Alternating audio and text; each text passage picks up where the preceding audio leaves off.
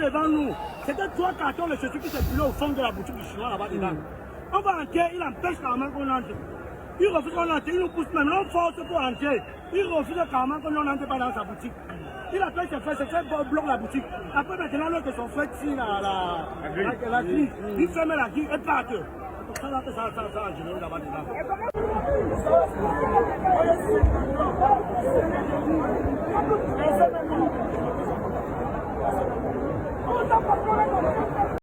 L'incendie a commencé dans la boutique du chinois.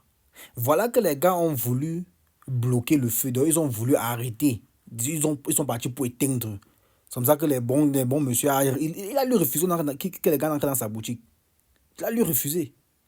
Après, on va dire que le noir est mauvais. Vous voyez que c'est le blanc qui est mauvais. Et il vend même dans quel marché? Dans le marché camerounais. Il vend même près. Donc c'est lui donc c'est sa faute si la boutique de Chokos a brûlé. C'est sa faute. Et le pire, c'est que quand il empêche que les gars entrent dans sa boutique, il ferme sa boutique. Il appelle son frère, il ferme leur boutique. Et comme ça, ils s'en vont. Ils s'en vont. Ils sont partis. Ils laissent la boutique fermée. Et maintenant, on sait que le feu a encore monté. La source de quoi? Ils sont en train de souder à l'intérieur. Quand ça a commencé, les petits feux là, 2 cartons de chaussures, les gars ont voulu.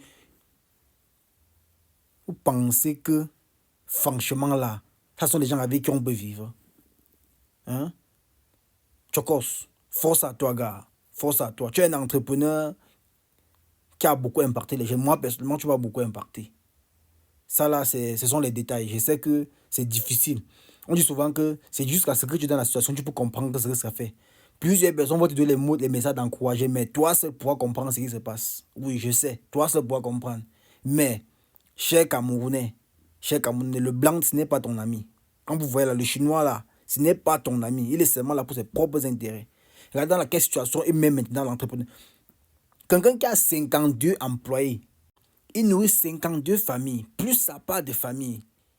Mais, et vous partez mettre toute une entreprise au sol comme ça là. Après, on va vous dire quoi? Ça, c'est même quelle histoire ça? Le blanc n'est pas ton ami. Le blanc n'est pas ton ami.